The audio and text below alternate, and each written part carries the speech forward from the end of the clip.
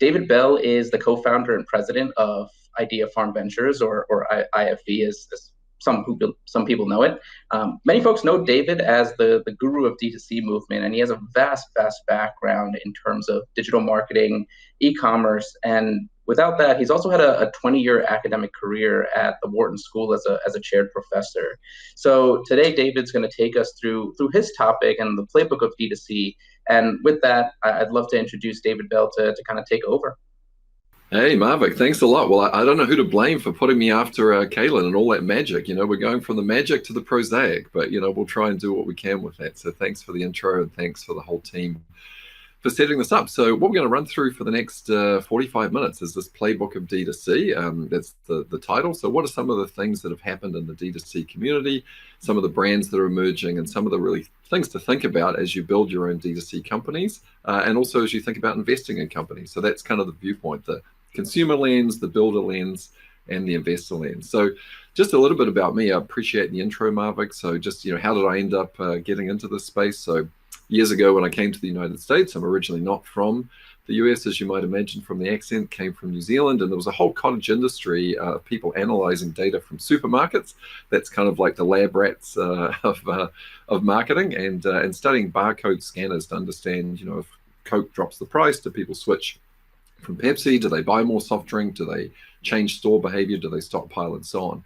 And then the internet sort of rolled along, gosh, I guess about 20 years ago, but a little bit after that, great founder Mark Law, who founded, you may know, Jet.com, which he sold to Walmart for $3.3 billion. He's doing all kinds of other cool things now in the cities of the future. But the first company that he founded was Quidsy, which was the holding company, and the biggest website was diapers.com, and he sold that to Amazon for $545 million in 2011. So I was involved in that company as an investor and also as a researcher, really trying to understand what was the difference between the picture on the left, where, Heather goes into the supermarket, she's thinking about what to buy. The supermarket run by Marvick has a constrained trading area. The picture on the left, where now you can effectively sell into the whole country. What does that look like?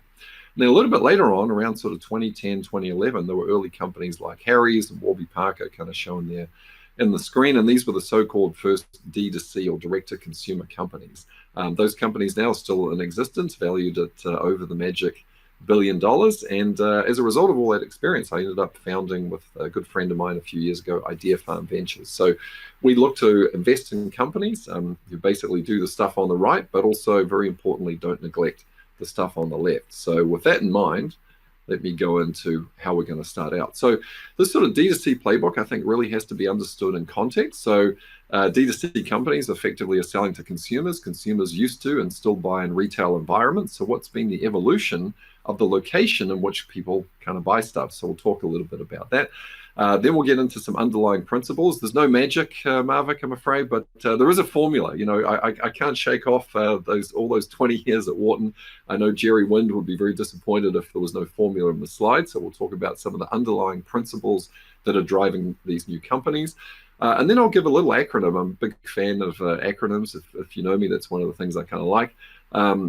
And the D2C playbook that we're going to talk through today is something that I've termed the Edmund Hillary economy. I'm from New Zealand. Edmund Hillary, as you may know, with Tenzing Norgay, several years ago, decades ago, ascended Mount Everest. And he had some interesting things to say about that accomplishment that I think lead us into D2C. And of course, as we go through this, there'll also be some practical examples as well. So let's kick it off with the location piece. Location is kind of the mantra for consumer behavior, shopping, retail, and so on. And when we think about the D2C playbook, it's really critical to think of that really in terms of three different levers and what that historical kind of context teaches us. So, 100 years ago, location was the physical store. Where do Marvick and I locate our coffee shop? The determination of where that goes is going to have immeasurable impact on whether or not we're successful. The good news about that is we know where the customers are going to be located. They're going to be in close proximity to the store. The bad news is the trading area is going to be rather limited. So if we had a store on the corner of 38th and Walnut, there's a predefined trading area that drops off pretty quickly. So we know where customers are, good, but the market's small. Then along came e-commerce, and e-commerce is kind of the converse. The good news is, Mark Law could sell into the entire United States via diapers.com, customers in Virginia, customers in Portland, everybody could access it. That's great. The bad news is, how does he acquire customers at low cost of acquisition, and how do people get to know about him? And now, of course, we're in 2021. We're in the world of where all of those things get combined together, online and offline. And I think it's really important to remember that when a lot of the early D2C companies launched, they never, ever envisioned that they would actually have any kind of physical presence. There was a whole mantra about a decade ago that the physical world would die. And if you wanted to do things like e-commerce and build brands, that would all be done through the internet. Of course, we know today that's not true. So the evolution of location from a physical location to a location of customers, where are my customers clustering geographically, to now thinking about evolution of a location in terms of what are the activities that I have to perform both online and offline to attract customers to my brand. So a couple of years ago, we wrote some research around this that I'll get to in a moment, but I think really just kind of ram the point home. This event actually happened on the same day. I won't ask anybody because I can't call anybody right now as to when this was, but it was actually in June, believe it or not, 2017. And on the same day, Amazon, the world's largest online company, acquired Whole Foods, which is obviously an offline entity. And then Walmart, the world's largest offline retailer, acquired Bonobos, which was a men's clothing company started at Stanford that I was also an investor in. So what was interesting is you see, like, as a real visceral reaction, online and offline both coming together. So we know that that happens to be true. So how do we navigate the D2C playbook in that context? Well, a couple of years ago, we did some research at Idea Farm thinking around the core functions that you have to perform. One is delivering experience to customers. The other is fulfilling product. And in the old days, experience and product all happened in an offline environment. I go into Macy's and I buy this sweater. Then came sweaters.com. Okay, I go online, I read reviews, I get all the information, and I have that experiential exchange online. I watch videos, I read reviews, and fulfillment's also online because the product is shipped to me. But now, of course, the world is the combination of all four of those things. So Heather could go to Tiffany.com, as I did for my nieces last Christmas. I buy product there, and then I go and I physically fulfill it in the store. Or you could go to a Warby Parker showroom, have a great experience about the brand, and then buy the product online. So now we're navigating information and experiential, whether it's online or offline, and fulfillment online and offline. Okay. I'll skip over that one, but this one's kind of hard to read, but I'll mention what it is. The previous article we wrote, which was called "The Store is Dead, Long Live the Store." I think the editor was British. I don't know if it was Keelan or not, but the king is dead, long live the king. And the idea there was in 2020, 2021, there's a lot of retail that's really dying and dead, but there's also a lot of real retail that's really, really great. And there's a lot of experiential stuff happening, whether it's the Museum of Ice Cream or whether it's brands like Third Love that just have fantastic stores in New York. So the notion here is brands that really leaned into physical, that were much more experiential in nature, tended to do really, really well. Brands that were really just inventory and fulfillment, like traditional department stores, sort of did really, really poorly. The second piece of research here that I think is really interesting for the D2C playbook and why offline is so important is this notion of something called customer supercharging that we discovered through some research with Bonobos. So here's the idea. So let's imagine that Marvick and I hope he won't take offense, but that he and I are basically clones of each other. We're identical in every respect with regard to our buying behavior at Bonobos. We buy at the same cadence, we spend the same amount of money, we show up at the same times at the website, and so on. So we're basically clones of each other. And then Marvick has the opportunity to go into a Bonobos guide shop in New York City, and he's offered, a couple of espresso by the nice salesperson. He's told that blue really suits him and he should buy a blue suit, and so on and so forth. And then what happens thereafter, because of that physical interaction with the brand, even if all his subsequent purchases happen online, he happens to buy at a faster rate, he spends more on average, he buys a broader assortment, and he's less likely to return product. So what's happened as a result of that offline experience, that he's been supercharged, he's had an experience experience with the brand that's made him much, much more attached to it. So even if he continues to shop online in the future, his behavior is that he has much higher customer lifetime value and much higher attachment. So offline remains incredibly important for building that bond between customers and the brand. Okay, so what are the principles then that are underlying the playbook? So I guess the first piece was just really hammering home the idea that online and offline come together in synergy. And what we're thinking about is what pieces of the customer journey are fulfilled online and what pieces are fulfilled offline. And it's really interesting if you like the historical stuff like I do. I hope Andy won't mind. I don't know if he's out there somewhere, Andy Dunn, but if you go into YouTube and you watch Andy Dunn talking about bonobos back in 2010, he was very, very clear that they would never, ever have offline stores. There would never be offline presence. Everything would be done online because offline was inventory, it was staff, it was real estate, all the things that you didn't want. Now, of course, Andy was also very prescient in that he started the zero inventory store for bonobos, which was this notion of a small footprint store that was highly experiential that led to all of those positive effects and ultimately, I think, helped him get that exit to Walmart. So the first piece we're really thinking about here is the critical nature of offline and how that plays a role in the D2C playbook. So what are the key principles that underlie the playbook? Well, I couldn't help myself. So the first principle I'm just going to illustrate here with an equation. And this is a metaphor that I really like us all to kind of embed mentally and to be thinking about every action that we take as a brand through the lens of these two levers that we're going to discuss here. So again, if I had the opportunity to cold call someone, I'd say, hey, who is this guy on the left with a great head of hair and a couple of green and blue symbols underneath? That's Isaac Newton. Isaac Newton came up with a formula for gravity. The fellow on the right, William J. Riley, he's less well known, but he came up with a formula for commercial gravity or retail gravity. And what's interesting here, and the principle that it gives us in terms of the D2C playbook is the following. So imagine we have two towns, and Marvick lives in town A, and town A is a small town, only 100,000 people. Heather lives in town B, that's a bigger town, hence B, and it has 250,000 people. So if I were to ask a random shopper like Jerry, where would you rather shop, in A or B? Having no other information, if you were sort of rational, you'd say, well, I'd rather go to B, because B's bigger. It's probably got a Starbucks and a Dunkin'. The small town may only have Dunkin' Donuts, and the bigger town might have a Whole Foods and a store for selling fancy sweaters and so forth. So there's a whole theory going back almost 100 years around agglomeration that says bigger is always better for commercial opportunity if you're a customer, okay? But that's not the full picture here. Let's imagine DAB in the top there. That's the distance between these two hypothetical towns, and it's 75 miles. So here's A over here with Marvick, here's B over here with Heather. And the question is, what is the location, MAB, of the marginal customer? That's the person who's just indifferent between shopping at A or shopping at B.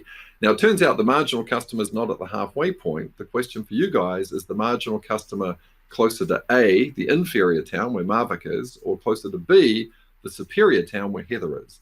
Well, it turns out the customer is closer to the inferior town, the marginal customer A, because I'm less willing to exert effort, sorry, Marvick, to go to Marvick's town than I am to Heather's, because Heather's is just better. So the break point is 26 miles to Heather's. Heather likes that. Sorry, 29 miles to Heather's and 46 to Marvick. So what's happening here is when customers make decisions, they're trading off two things. How difficult is it to get access, and how good is it when I get there? So if you want to exert gravitational pull, and think of some of the world's best companies like Amazon, if you want to exert gravitational pull over your customers as a D2C brand, number one, you need to bring customers closer by reducing friction, and you need to increase gravitational pull by having better prices, better assortment, better brand value, and so on. So those are the two levers. So every action that you take should be viewed through the lens of, does it reduce friction? Or does it increase commercial attractiveness? And clearly, if you read some of the great books like The Everything Store about the history of Amazon, Jeff Bezos absolutely is obsessed with improving the commercial attractiveness of what Amazon does, and absolutely obsessed with eliminating frictions. And my favorite example there, a few years ago, he had these little Tide buttons. You need detergent for your washing machine. I know Kaylin mentioned, Marvick mentioned doing the laundry. So you could add that little button right on your washing machine, and you just tap it, and then you get a message in the phone, and Tide is being delivered. So think of how frictionless that is, or think of how frictionless it is to order an Uber or a Lyft vis-a-vis trying to stand in the street and get a cab. So that's it. That's the formula. That was specifically for Jerry, maybe, and some of the others on the team who wanted to see a formula. But I'd really like you, as you think about D2C, how do I eliminate friction? Verb, for example, is a great sort of bar company, energy bar company. Everything's done through text messaging. Very, very frictionless for me to interact with that brand and order product. And how do I increase commercial attractiveness? By thinking about the rollout of the product line and the extension into new areas. Okay, so a couple of other things that are important here in terms of leverage points for D2C. That's the key principle. How do I eliminate friction? How do I increase commercial attractiveness? But four other things we really need to get our heads around in terms of what underlies the ability for us to create great D2C brands. So the first thing is that the digital economy has dramatically removed the friction that people have in searching for information. And this was a huge boon during the pandemic, right? A lot of small brands got a lot more exposure because we have this time unlock. We're sitting at home, we're seeking out stuff. So the fact that the friction of being able to find stuff has been dramatically reduced is a key principle for us to think about when we build a D2C brand.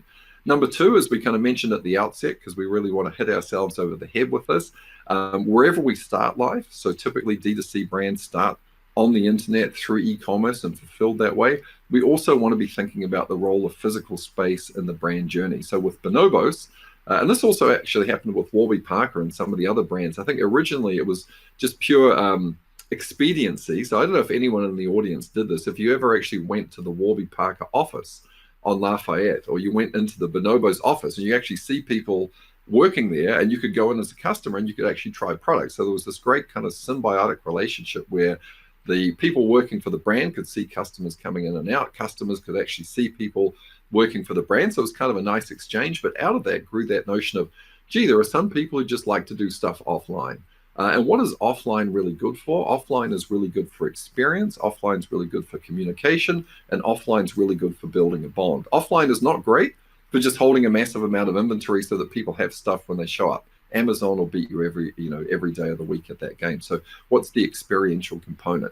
Related to that is the notion that offline also is now amplified by online. So a great quote from a friend of mine up at Harvard Business School says, John Dayton, he said, Dave, he said, on the internet, your audience has an audience, right? Your audience has an audience. And this is a fundamental principle that's maybe somewhat obvious, but it's interesting to think about the implications. So again, 20 years ago, if Marvik and I have a store and 100 people come in, at the end of the day, 100 people have experienced what we have to offer and they know something about us.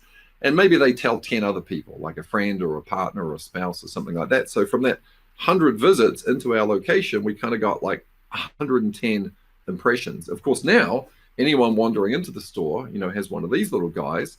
So if 100 people come in, if the right people come in, maybe 10,000 people know what's going on because content and so on is created. So physical is amplified by digital. So that's the second thing to think about. That's a really important leverage point for D2C, whether it's mobile, whether it's in partnership, whether it's shop in store, something like Story. What is the role that plays? The third leverage point for D2C that I think has been really fascinating, particularly through COVID. So a good friend of mine at Wharton, Pete Fader, used to joke, that the fraction of groceries sold online, okay, in 2019, let's say, is roughly the same as what it was in 1919, okay. And he was sort of being somewhat funny or facetious. The point was, like, no one really likes to buy groceries at all online because they're highly tactile. They have highly non-digital attributes, meaning it's very hard to communicate to a customer the taste, the feel, the ripeness of a banana on the internet. It's very easy to, buy contact lenses on the internet because you know exactly what you're going to get. So products that are highly digital in nature, or all of their features can be digitalized, are tailor-made for the internet. So, what did Jeff Bezos start with when he started Amazon? Well, he started with books. Why did he start with books? Because every single feature of that book, the title, the length, the price, the author, all of that can be communicated to Marvik digitally or in a store, and he's basically getting the same information. So buying online does not become a barrier. So think about another product like footwear. Okay, Tony Hsieh, obviously very unfortunate what happened to Tony, but Tony was a brilliant entrepreneur. And Tony had this vision of like selling shoes online, right? And Marvik's like, I don't want to buy shoes online because I don't know if they're going to look any good. I don't know if they're going to fit. They have these highly tactile, non-digital features. So Tony's like, you know what? I've figured out a solution. Why don't you just order 5 pairs of shoes, keep 4, send 4 back and keep 1, and I'll take care of it. Now, you know what? I'm going to build a whole company around delivering happiness. I'm going to write a book about it and this and that. So he figured out in a very, very clever way how to solve the non-digital attribute problem for customers. So when you're a D2C company, if you're certain aspects of what you're selling are non-digital, tactile, touch and feel, how do you get customers over the hump and get them comfortable about the buying process if you're doing most of that online? So I was down in New Zealand, fortunately, during a fair part of COVID, and I came across a company down there that sells avocados on the internet, right? Avocados are highly non-digital. I don't know if they're ripe, what they're going to taste like, what they're going to look like. So this is what these guys do. They literally send you like a range of ripeness of avocados. So you get buy 7, and the first one shows up, you can eat it immediately, and then like the 7th one is actually not that ripe, and it's going to be ripe in a week. Okay, so thinking about how to solve the non-digital attribute problem and what attributes of your product are digital versus non-digital is a critical leverage point for D2C. And then the final thing here, we could think about other devices too, but we'll keep it simple. I mean, just the value unlock that comes through this device here. So, one of our previous speakers in a conference, a good friend of mine, Anindo Ghosh at NYU, wrote a whole book about mobile. So if you want to know more about it, go there. But here's sort of 5 things that's amazing about mobile that are leverage points for D2C. So number 1, the mobile device is a distribution channel and a payment channel in one thing. Wow, amazing. Marvick, I can take your money and I can send you stuff. And I can do that to billions of people on the planet. That's incredible. Never happened before in human history. Number 2, this is a device upon which people are constantly snacking all the day long, consuming bite-sized bits of entertainment, right? Or, this is why you've got to try and adjust your posture once in a while, because particularly millennials and Gen Zs, right? They're all like hooked over because they're constantly on the phone, right? So it's a device upon which people are constantly snacking. So how do you send them snackable content?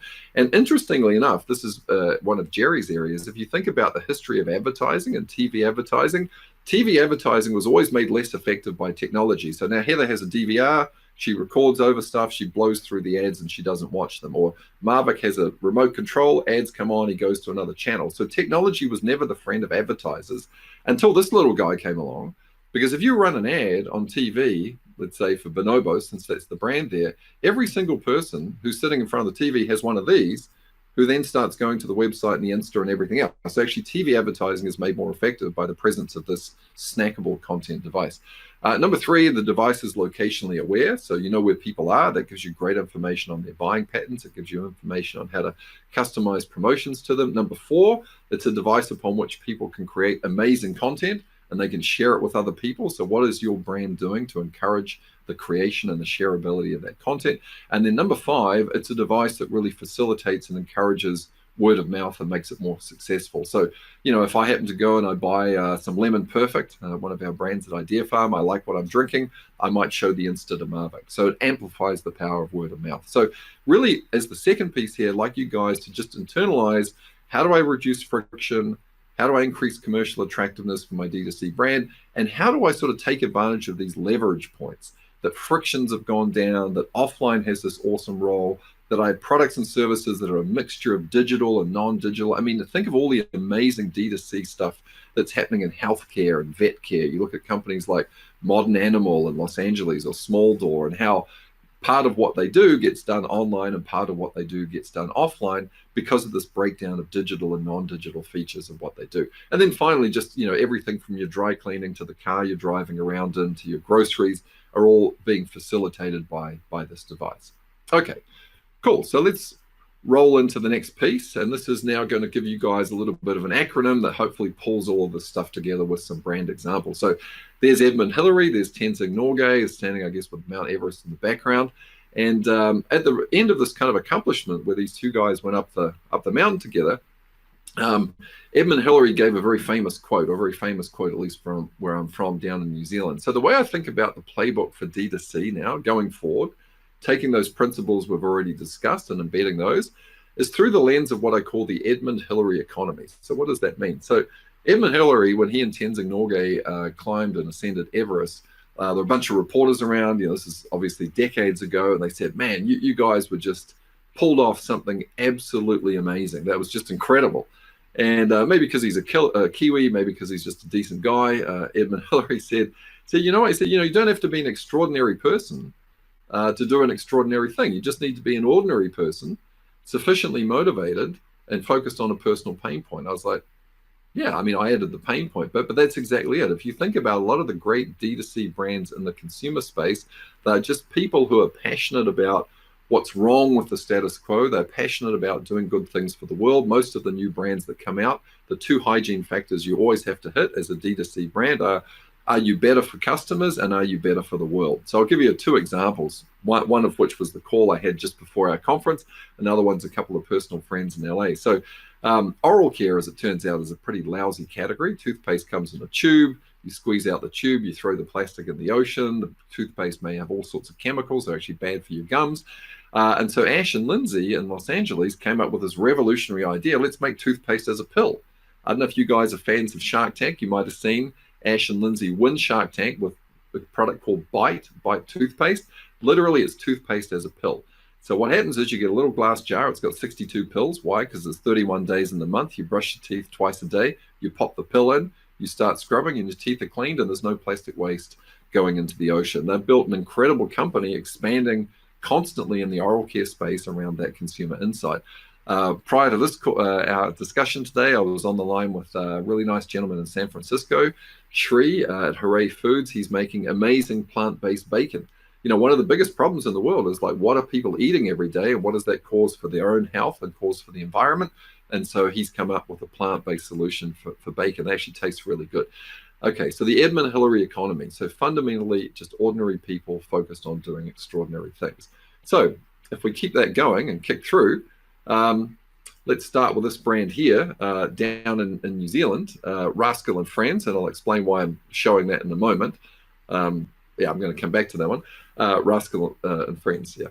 Well, yeah, I'll come back to that. Okay, so just a couple of things to lead us through here. Of course, the millennial consumer. This is Goldman Sachs research, the largest spending power in history. Gen Z coming right alongside and against those guys. What's perhaps more important than all of those numbers around all of the spending power that millennials have and Gen Z has is more of the psychographic. So not thinking about the age delineation. Obviously, I'm not a Gen Z, I'm an Xer.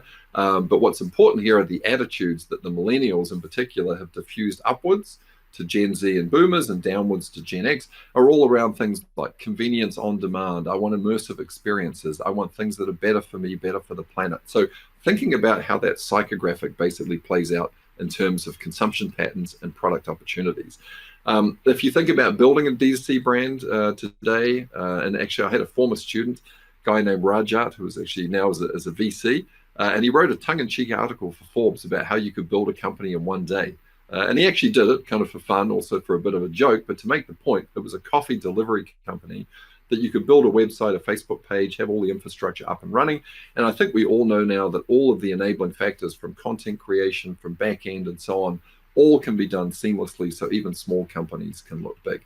On the other end of that, we're seeing most of the incumbent companies in the consumer space, many bankruptcies, many brands sort of dying off. And basically here, this is not to disparage these large, great companies that some of them have been around for a century or more, but they just seem to have difficulty, not always, but oftentimes difficulty addressing this new mindset and this new psychographic of consumers. Okay, so now let's get into the Edmund Hillary piece, now that we've understood a little bit about who these customers are. And I promise I'll come back to Rascal and Friends, because that's a great example of a brand down in New Zealand that really plays into the online, offline piece. So the first piece of the D2C playbook with those principles in mind and now thinking about things that we would take action against is this idea in the Edmund Hillary economy, number one, of engagement.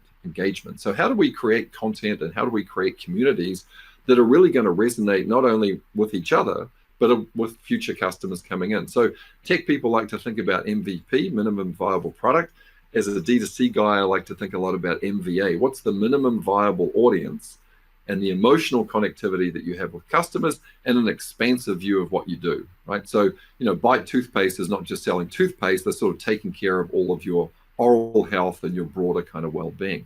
So with that in mind, we can look at a couple of older brands and newer brands who really did a great job with this. So if you go back to some of the, you know, stalwarts of the first generation of D2C, I mean, Glossier, Emily Weiss basically built a community and content before she even introduced products. So she had amazing engagement through her community.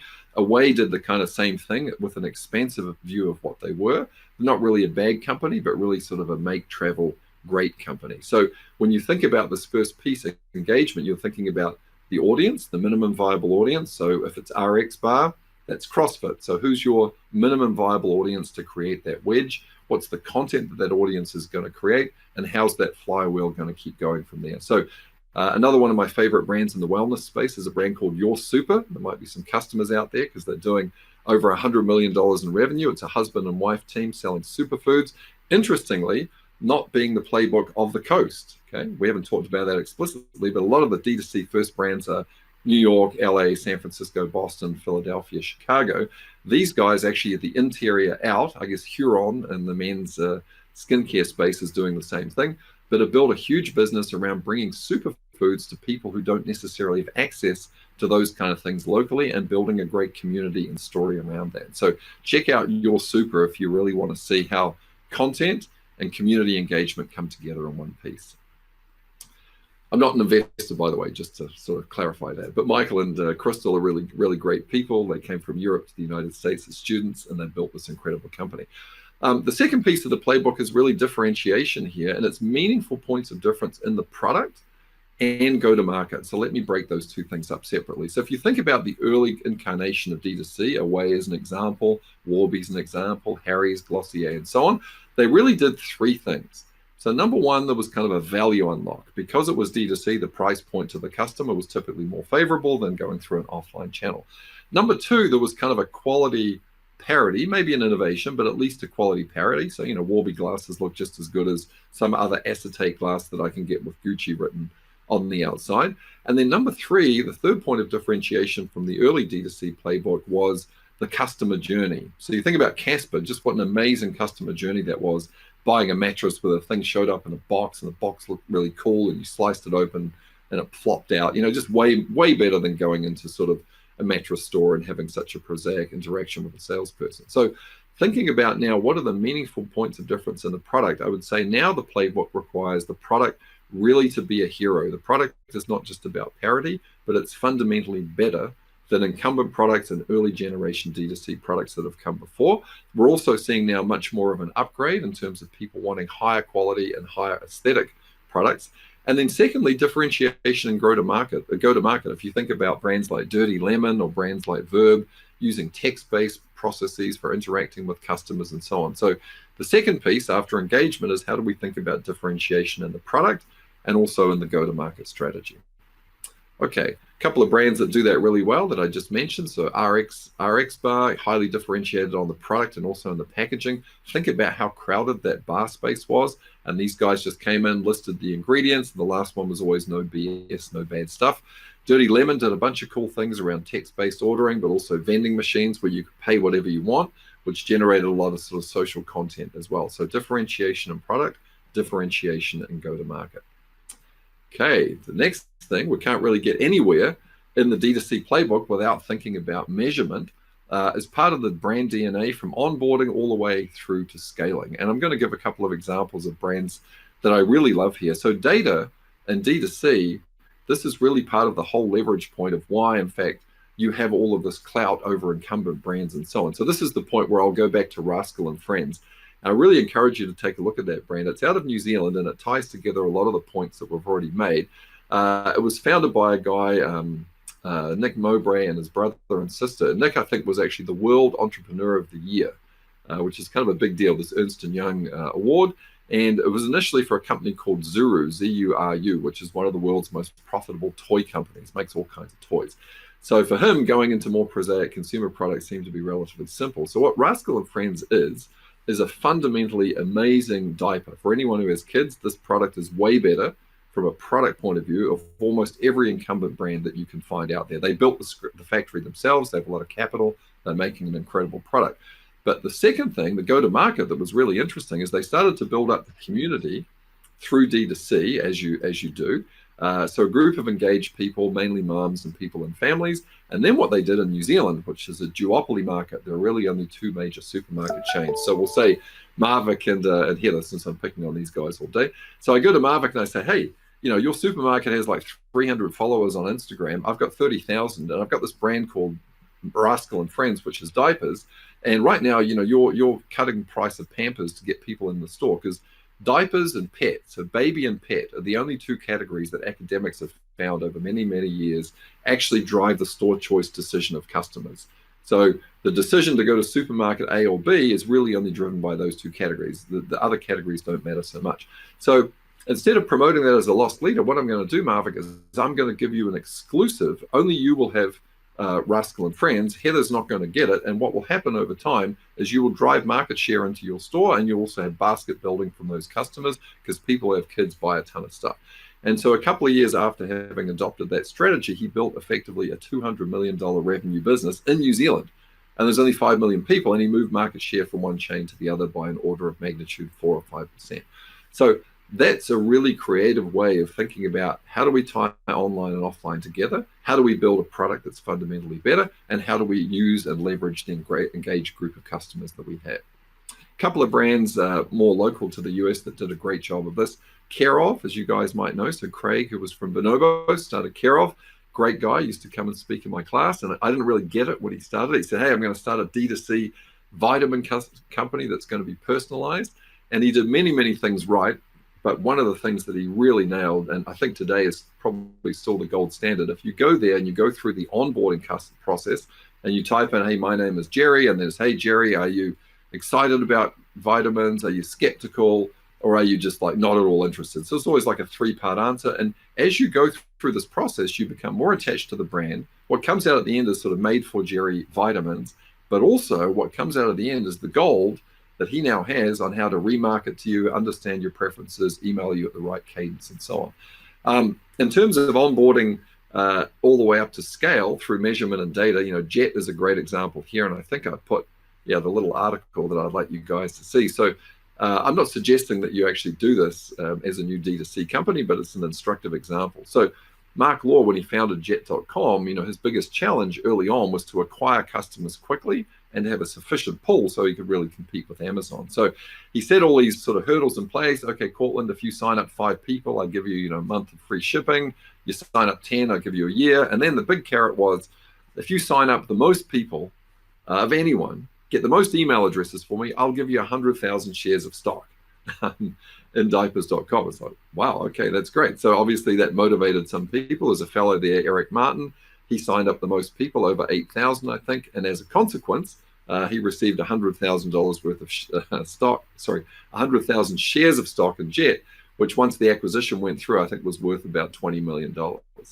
So data, measurement, customer flows, absolutely critical, need to be designed in from the get-go. That's what Care Of did, but also creative thinking about how you can activate people to collect data for you and how you can kind of incentivize them. Okay, next piece that's really important in this D2C framework is the whole idea of unified commerce, which is be where your customers are and how they want you to be. So again, the old idea of online and offline being separate is completely out the window. The new idea is that they're symbiotic, they work together, they reinforce each other. And I think Harry's is a great example here of a brand that's really played in what I would say is all 3 lanes of the new D2C playbook. So in the middle there, they started out as a digital native vertical brand, buy your razors online. Then to the left-hand side of the screen, they open up a few barber shops. Why? Because you want to give a physical manifestation to the brand, what it looks and feels like. And again, this doesn't have to necessarily be a profitable or a large-scale thing, but you're giving a manifestation. Then the combination of those 2 things, then because of the millennial customer base, attracts interest from the large traditional players like Walmart and Target. And so now basically what you have is you have a brand that was D2C first, that opened its own physical space, and then has growth and scale through the traditional wholesale channel. So in CPG D2C, this is really the playbook. D2C is really the entry point. It's not the end game. It's the entry point with all of those principles that I laid out before to build scale, to build community, get data, to understand, to showcase the better product that you have, but really where the growth often happens and the acquisitions often happen are through Walmart and Target. So those of you that follow the category as I do might have remembered a couple of years ago, Harry's was up to be acquired by Edgewell for $1.3 billion. That was the transaction, and it was actually squashed by the FTC in a ruling that, well, probably didn't make too much sense, but they only really looked at that brand as it competed in offline supermarkets and said, hey, if there used to be 5 brands on the shelf and now one acquires the other and there's only 4, concentration goes up and customers will be harmed. That was the argument. I don't particularly agree with it, but that was the argument. So unified commerce is critical to the D2C playbook. The next thing that becomes really important, and just the last couple of minutes here, next gen hiring, you want human capital beyond X's and boomers. So how do you get the right kind of young people in? And how do you get people who actually learn really, really specific tasks? This is not to knock anyone who's gone through a more formal MBA degree. There's huge value to that. But how do you just get someone who really knows a ton about growth? or really knows a ton about aesthetics. So these more focused tasks that in particular the next gen hiring crew knows better than anyone else. And then the final piece, this is where a lot of the D2C companies have fallen over, but I think now it's kind of out there in the ether and the vernacular that we have to pay huge attention to. This is discipline, clear understanding of profit-led unit economics and growth, and the optimal timing. So Clay Christensen, who was one of the world's most famous business professors, Harvard Business School, sadly passed away. Clay wrote The Innovator's Dilemma, a number of other really prescient things, but he also had a really cool piece that said, hey, you got profitable unit economics and you got growth. And almost always the timing should be do unit economics and profitability first and growth second. I mean, sometimes if you're building a net-based tech business, you might reverse it, but typically you never ever want to do that. And I think that's been the problem with some of the early cadre of D2C companies have taken in too much capital and have gone for growth first.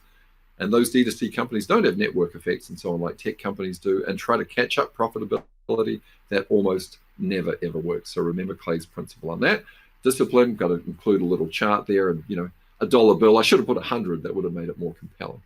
But we've now got to the end. I guess we have 3 or 4 minutes left for questions. What you guys might have noticed, no prizes, Marvik, but I maybe noticed that actually that acronym, goofy as it is, spelled out the word Edmund, because we had engagement, differentiation, measurement, unified commerce, next gen hiring, and discipline. Hopefully that'll help you guys remember it and say, who was that goofy guy from New Zealand who said that? Oh yeah, Edmund Hillary. These are 6 things that I have to do in D2C, building on the early online offline playbook and also those other principles I shared. Absolutely. My heart's broken that we don't get any prizes, David. So we're gonna have to restart this all over. But no, thank you so much for the presentation. Many people do say I look good in blue. It really brings out my eyes. So that's my next stop, bonobos. That's where I'm going after this. So we do have time for a couple of questions, David, and before we jump into the next piece. So one of the things that I really wanted to chat with you about is my role here at NetElixir. I get the opportunity to work with everybody, right, from new clients to current clients, whatever that might look like. But one of the main pieces that we have been starting to see are a lot of folks going from direct to business to direct to consumer. And the easy part, I don't want to say easy part, but the first part about that is, sure, we can get you online. That's not a problem. We can get you a website. We can get you e-commerce ready. But how do you see the customer relationship with D2C brands evolving over the next few years? And how is that so important to these distributors? Yeah, so I think, that's really part of the goldmine of D2C is the direct line into the customer. So that helps you with, creating a really good customer journey. It helps you with getting data for what a new product rollout should be. It helps you with sort of market testing. And also, if you do it right, it actually should be standalone profitable. And what we've found in our experience is if you can create standalone profitable D2C before you go into these other channels, that's also something that incumbent purchasers really, really value, because that's typically a place where they've kind of stumbled and they've fallen down. So I think, building D2C to be profitable from day one and building it with care and thinking about the minimum viable audience doesn't have to be huge, but it has to be engaged. It has to be profitable. It has to be that two-way exchange. If you can do some of the things that brands like Care of have done, I'm sure part of the reason Bayer paid $250 million for a chunk of Craig's business was just he'd done such a good job at pulling in customers through that journey, rolling out new products. All of that was anchored by his D2C measurement system.